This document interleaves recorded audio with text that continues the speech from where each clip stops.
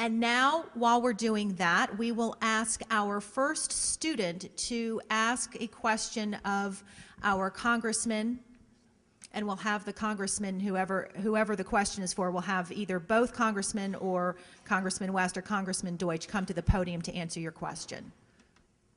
Hello, my name is Francois Pierre. I'm from St. Lucia's High School, and my question is going to be addressed to you, Congressman West. Congressman, I was wondering, how would you solve the healthcare crisis that we're having right now, since the healthcare bill would create deficits? However, healthcare remains a problem for all the other constituents. Sure. Thanks, Mr. Pierre, for your question. And I think I kind of talked about some of the basic solutions we need to look at. As I said, we need to examine tort reform, catastrophic litigation reform. When you talk to doctors, that's one of the serious concerns that they have. Our doctors are practicing defensive medicine. Our doctors are not really practicing, the type of medicine that will keep those costs down. You go in and you have all the kind of different tests, and I think that's an important start. I think another important start is looking at insurance reform and looking at how we can make sure that the insurance industry is more competitive and put the American citizen at the advantage and not the industry itself. I think we also need to look at how we can promote those health savings accounts, as I talked about. And I think that it's something that a lot of people don't want to discuss. We have to look at the ramifications of illegal immigration on health care. When I travel up to Martin County, we know that what could have happened up there in Martin County. So once again, we want to provide that health care that is affordable and accessible, but I think that when you look at those impacts of illegal immigration, everyone needs to have some type of payment into that. Thank you. Thank you. And our second student question, please. Hello, my name is Darren Prasad. I'm also a student at St. Lucia's High School, and my question is for Congressman Deutch. My question is, what are some changes that could be made to the current healthcare plan that would also appeal to the Republican candidates? Well, let me start by suggesting that having a discussion about what in the Affordable Care Act would be appealing to my Republican friends is a discussion that I love to have. From the discussions that we've had thus far, I'm not sure what's there. It's hard to have a frank discussion about what is or is not in the Affordable Care Act that should be addressed when you look at the CBO report that just came out that Mr. West referred to. Yes, it talked about the increased cost, but what it also talked about, and what unfortunately too much of the analysis doesn't address, is the long-term savings. Let's be clear, there are costs to the Affordable Care Act, but according to that same CBO report, the Affordable Care Act will actually reduce the deficit by $50 billion beyond what had originally been projected. And in fact, those who wish to repeal the Affordable Care Act are suggesting that we blow up the deficit by another $230 billion.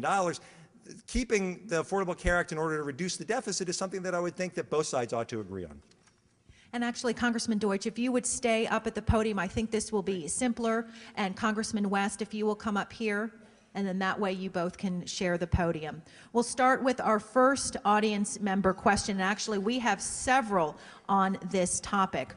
With regard to the health care bill, is it constitutional to require U.S. citizens to purchase health insurance? And Congressman West, we will start with you.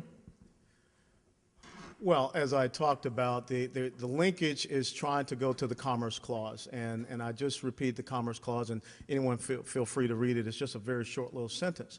And I think the concern that I have is the precedent that is established, because everything is about precedent being established, of the federal government being able to develop a commerce or a trade relationship with the individual American citizen. Thereby, they will be able to regulate that relationship. So, today we're talking about health care insurance, but what are we talking about in future generations? So that's the thing that I'm most concerned about with seeing the individual mandate in concert or being ruled constitutional with the Commerce Clause. Sure, I appreciate it. We have actually had this discussion before. We had this discussion when Social Security was passed. We had this discussion when Medicare was passed. In fact, when Medicare was passed, we were told by, among others, former President Reagan, that if you don't stop Medicare, then one of these days you and I are going to spend our sunset years telling our children and our children's children what it was like in America when we were free. That was about Medicare. The fact is, we do have mandates. We mandate that people pay into Social Security so that you can have Social Security when you retire. We mandate that people pay into Medicare so that you'll have health care coverage when you retire. This mandate simply requires that you pay, that you have insurance so that you'll have health care when you work. The fact is, there is already a mandate. There's a mandate on every single person in this country to pay for the health insurance costs of those who choose not to have health insurance. That's what we're trying to get at. This is not a new argument. We've seen this before for those who wanted for those who are opposed to Medicare and Social Security. We see it again now. It's constitutional, and I hope the Supreme Court will find that. All right, it looks like we have a lot of questions still on the healthcare topic. As I said, if you would like to ask another question, you can, but it looks like most of our questions are going to be on what you have addressed. We have several actually on Medicare and Medicaid. How can we solve the Medicare-Medicaid fraud problem? Will Medicaid continue for those who can't pay the premiums? And now we'll toss it back. Congressman Deutch will let you begin this portion of the Q&A. Sure. The Affordable Care Act actually, for the first time, seriously addresses Medicare fraud, an issue which unfortunately is all too common here in South Florida. If we repeal the Affordable Care Act, then the efforts that have already resulted in billions of dollars of savings to Medicare, to the system, and ultimately to seniors, those efforts will stop. So we have to be serious about addressing fraud. We also have to be serious about reducing costs overall. That was the point that I made before. The $500 billion reduction in Medicare comes from not just addressing fraud, but it also comes from stopping overpayments to insurance companies. It comes over time. It will come more and more from finding more efficient ways to address health care. That's what we ought to be doing. The reason that so many doctors, from what I'm told, worry so much about Medicare is because this Congress has refused to address the pending 30% reduction in reimbursement rates. That's where the focus ought to be. If we can address that for the long term by repealing some of these oil company subsidies, then we're going to be in a better position. Seniors will, and all of us can look forward to Medicare when we retire. You know, 62% of the budget of the United States of America is on what is called mandatory spending. That is the net interest on the debt, Medicare, Medicaid, and Social Security. If we don't do something, just last week, Monday, the 2012 actuaries report on Medicare and Social Security was produced. 2024, Medicare goes bankrupt. Then 9 years after that, Social Security goes bankrupt, and they're talking about anywhere from 25 to 30% degradation of benefits. We have to do something about these programs, and that's why I agree with Ted. We need to sit down. We need to figure out how do we take these programs and make sure that we protect and preserve for our current seniors and generations. But I'm 51 years of age. If we don't do something, it's not going to be there for me. And this is not something where we need to have the back and forth going on. This is about making sure we maintain the promise that we gave to the American people. And I think that we can do that. You know, when you talk about Social Security even, you know, the payroll tax cut, that was not a payroll tax cut. You were defunding Social Security. And when politicians in Washington, D.C., before I got there, came up with this idea of giving folks a little $40, we started seeing deficits in Social Security. And Congressman West, I'll have you start this round. What is your reaction when people call the Affordable Health Care Act Obamacare? Well, I mean, it's a free country. I'm not going to sit here and tell people what they can call a certain piece of legislation. I mean, there's enough going back and forth. That's why I say Patient Protection Affordable Care Act. I mean, it's a long term, but I think that that's what we need to get back to. It's just the same as people say Bush tax cuts, and they continue to say that. So let's not get into the, you know, the muck and the mire of name calling and what have you. But what we have to stay focused on is one very simple thing. The economic security of the United States of America. We are $15.6 trillion in debt, heading towards $16 trillion in debt. And certain things right now on the horizon are just not economically feasible for the future and the legacy that we want to pass on to our children and grandchildren. you can call it whatever you like it, as long as we're having a discussion about how best to provide health care to the 30 million people who will receive it under Obamacare or the Affordable Care Act. As to Medicare, under the Affordable Care Act, under Obamacare, Medicare would have gone bankrupt years sooner. It is the Affordable Care Act that pushed out the date, that gave us the opportunity to have time to figure out how to address these issues longer term. And when it comes to whether it's Obamacare, if we call that Obamacare, and then we talk about the Bush tax cuts, part of the discussion that we have to have, if we're going to have a rational discussion about the budget and how we fund the needs that we have as a people, as a country, part of that discussion has to be about whether we can continue to afford to give tax cuts. In fact, under the Ryan budget that recently passed, $3 trillion of tax cuts to the wealthiest Americans, whether we can really afford to do that at a time that that same budget tells seniors that they're going to have to spend thousands of dollars more in Medicare.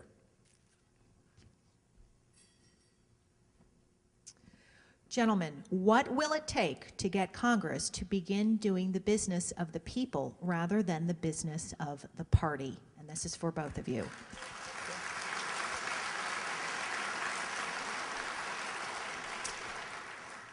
You know, back on the 31st of July, 1982, I took an oath of office. That oath of office was not about going and protecting Republicans or protecting Democrats. It was about supporting and defending the Constitution of the United States of America. It was the exact same oath that I took last year in January. And I think the most important thing is, as Plato said, those who refuse to participate in politics shall be governed by their inferiors. I think that what you see happening in Washington, D.C. may be a replication of what is happening in the general American society overall. You are the ones that send people to Washington, D.C. You need to try and test them to make sure that they're going up there for your best interests. You know, I don't think anyone would have ever thought that Allen West would have voted against the Speaker of the House and would have voted with Dennis Kucinich. But Dennis Kucinich was right on an incident of principle. And that was the War Powers Act when we went into Libya. And I will continue to stand to vote with people that stand on principle and not party. Because the country that I took an oath to, same as my father, my older brother, my young nephew, is the country that I love and I want to continue to fight for.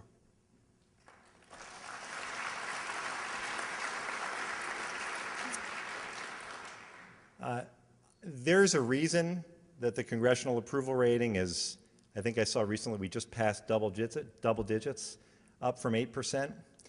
And the question was right, and the audience response to the question was right. And while I have great respect for my colleague's service to his country, I respectfully suggest that it is awfully hard to engage in meaningful bipartisan discussion when some suggest that half of my party belong to the Communist Party, that the way we do things is reminiscent of the Nazis. That makes it really difficult. That was a little bit of a cheap shot, but I'm okay. I'm a big boy, Ted. I didn't say it. All right, well. All right, this is one of the questions. Congressman West, would you like to address this? Sure. You captured national headlines when you stated that around 80 Democratic congressmen are communists. Well, this is the point. If we do not want to have a discussion about ideologies of governance in this country, then we will not be able to talk about what is happening in this country. We don't need to worry about talking about, this is not about names, this is not about branding, this is about philosophies and beliefs. And, you know, I just happen to have a bachelor's and 2 master's degrees that circle around political science and political theory. And all you have to do is do some reading, people. Read and understand. You know, there is very little difference between names, if you want to call it that. At the turn of the century, communists in the United States of America rebranded themselves and said progressives. Woodrow Wilson's administration was referred to as a progressive administration. And look at some of the things that came out of that administration. I would like to have the serious debate with the members who say they are part of the Congressional Progressive Caucus, who voted against having a balanced budget amendment, but yet they voted, or they brought up legislation, HJ Resolution 34, that said they wanted to have a constitutional amendment that redistributed wealth in the United States of America. I don't think that's in keeping with the founding fathers and the principles and values of this country. And I'm not worried about name calling. I just want to have this discussion, this debate about the ideologies of governance. Thank you.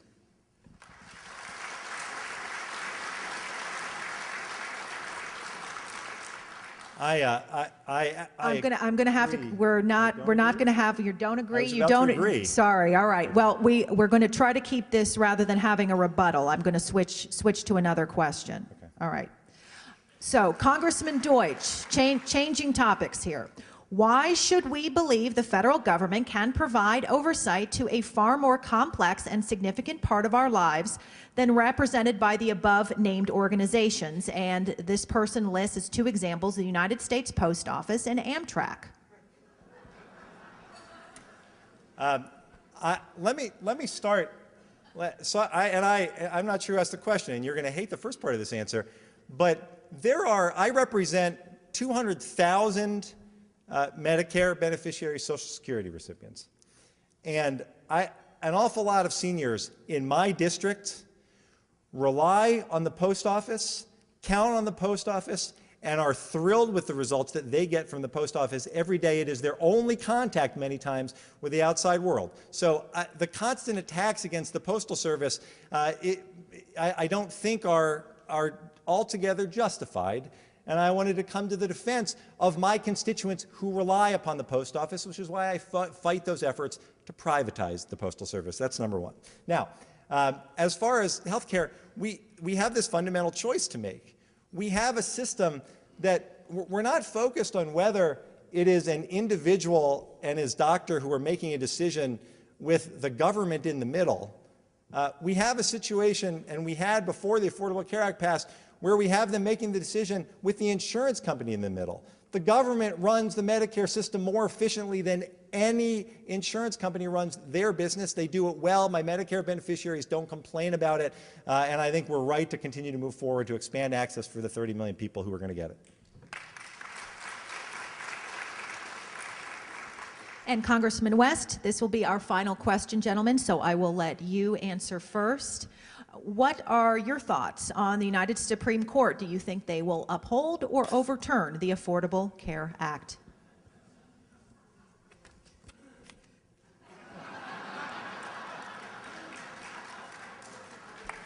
I just channeled Johnny Carson. You know, I don't know.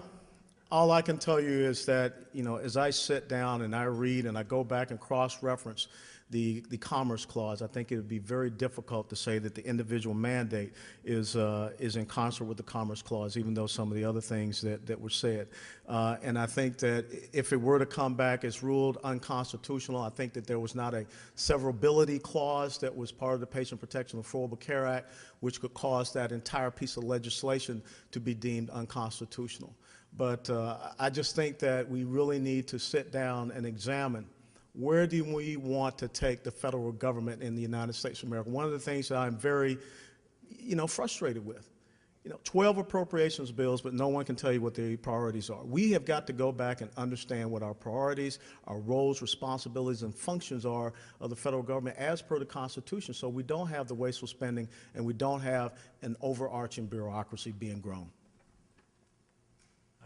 I also have, I don't know what the Supreme Court's going to do. I spent 20 years practicing law. Closing real estate transactions gives you no insight into how the court's going to rule. But I did actually jot down on my way up here, expecting that question, just a list of some things that I think we need to think about going forward, regardless of what the court does. If the Affordable Care Act is repealed, young adults won't be able to stay on their parents' policies. The donut hole for my seniors that I represent, for seniors all across America, will reopen, costing thousands of dollars a year. The free screenings and wellness visits for seniors will end. Pre-existing conditions will now be a bar to getting insurance coverage. Lifetime limits will again be permissible. Insurance companies will have the right to cancel your policies when you get sick. Rescission, again, will become permissible if the Affordable Care Act is repealed. The tax credits that small businesses enjoy for providing insurance, those will end. Discrimination against women as women under the insurance laws will also be permissible.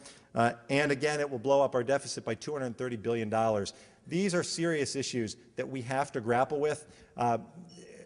Congressman West and I will continue to work together as best we can. There's got to be a willingness to do it, and there's got to be an opportunity to continue to focus on these issues in order to ensure that what we have is a system that can work to cover the 30 million people that the Affordable Care Act covers, and to continue to provide all of the things that I just explained that are so already having such an important impact in this country.